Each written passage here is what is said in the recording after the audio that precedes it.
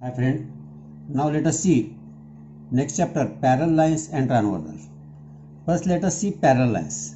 Suppose these two lines P and Q are the line. Parallel lines.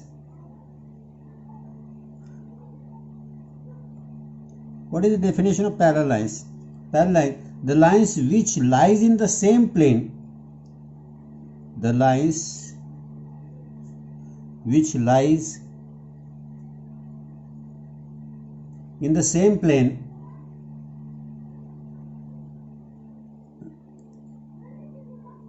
but are and do not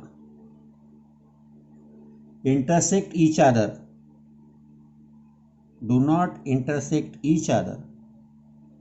जो line एक ही plane में होते हैं, दो line मगर एक दूसरे को इंटरसेक्ट नहीं करते, उन लाइन को हम क्या करते हैं? Parallel lines are called parallel lines, इन्हें हम पैरेलल लाइंस कहते हैं. Now here line P and line Q we write like this, line P parallel line Q. ये पैरेलल का साइन है, line P parallel line Q. Transversal, transversal क्या होते हैं? If a line intersect two or more lines, if a line intersects two or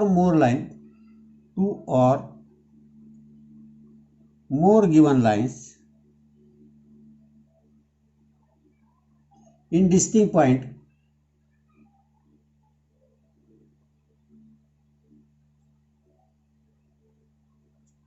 then the line is called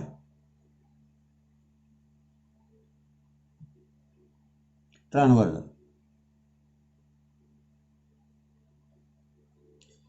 एक line दूसरे दो या दो से ज्यादा लाइन को अलग अलग पॉइंट में जब इंटरसेक्ट करती है तब उसे हम क्या कहते हैं? Transversal. Now here suppose this is our transversal, x, m and n are our lines. Then here x is our transversal,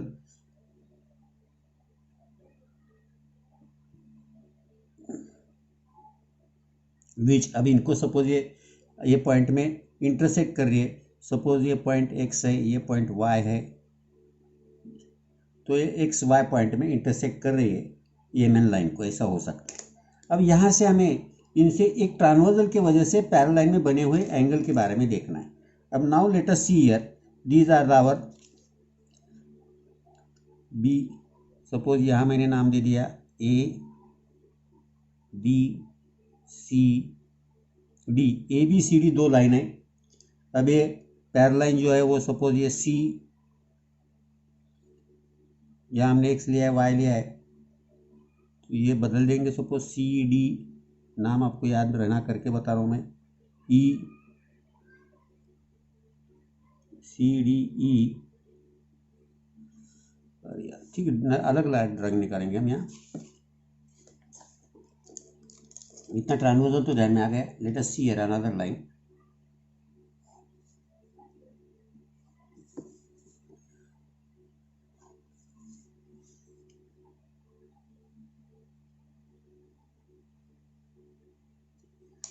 अभी हमने नाम दे दिए A B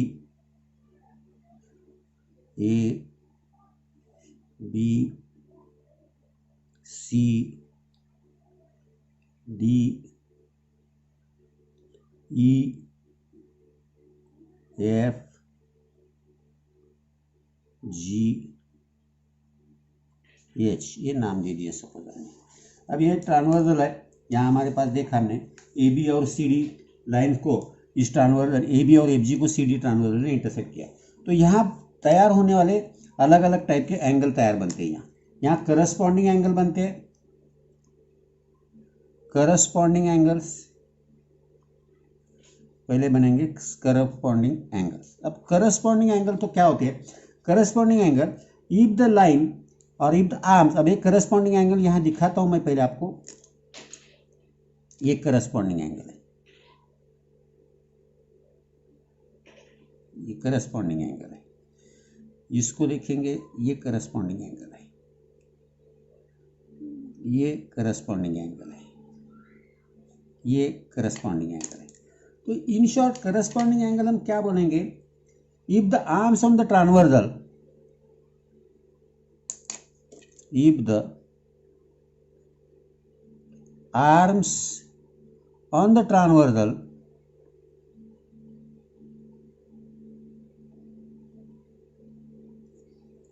of a pair of angles angles की जो आर्म्स है, जो एंगल्स के आर्म्स होते हो, वो पेयर्स के arms in the same direction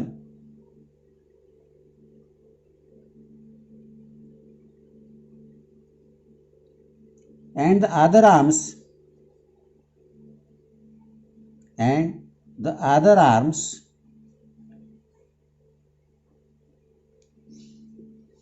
are on the same side or on the same side। अब ये डेफिनेशन कितनी जरूरी है समझने के लिए। अब यहाँ देखेंगे हमारा एंगल CXA है और CDA एंगल और DEF देखा। अब ये दोनों एंगल के बारे में हम देखेंगे, CDA तो ये आर्म है, DEF का ये आर्म है, ये दोनों आर्म जो है एक इस डायरेक्शन में और इनके दूसरा आर्म जो है ये एक साइड में। तो ये करस्पॉन्डिंग एंगल की पेयर हो गई, ये एक पेयर हो गई। दूसरी पेयर हमने यहाँ देखी है, ये ADE CD या CDB भी देखा चलेगा, CDB और DEG, CDE and angle DEG। फिर देखेंगे EDA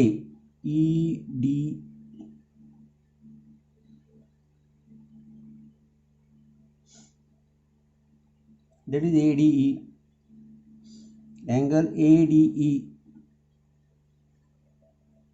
और अब ADE के लिए FEH, angle FEH, HEF FEH कुछ भी बोलो। तो ये हो गए। अब ये ले लिया हमने, CDB ले लिया।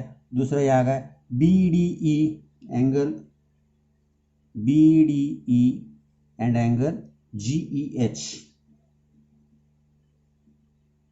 तो ये चार पेयर होंगे या चार पेयर हो सकते करस्पॉन्डिंग एंगल। तो ये हो गया करस्पॉन्डिंग एंगल के बारे में। Now let us see here interior angles. Interior angles, अब इंटीरियर एंगल हमें देखने के, फिर से मैं ड्रॉ करता हूँ ना, तो यहाँ वो पीछे के डायग्राम गई तो यहाँ ड्रॉ करेंगे अलग से, वही नेम दे देंगे, कोई प्रॉब्लम नहीं।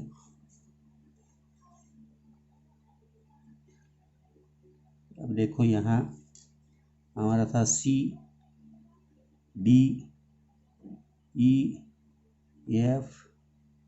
GHAB। अब इंटीरियर एंगल क्या होता है, इंटीरियर एंगल में pair of angle which are on the same side. यहाँ इंटीरियर एंगल कौन से दिखा देता हूँ मैं, ये इंटीरियर है, ये इंटीरियर है, ये इंटीरियर है। Pair of angles, a pair of angles which are on the same side, which are on same side, on the same side, एक साइड में रहने वाले एंगल है of the transversal, of the transversal, transversal के एक side में रहने वाले, and inside the given line, and inside the given lines. तो इसीलिए हम इंटरनल एंगल कहते हैं।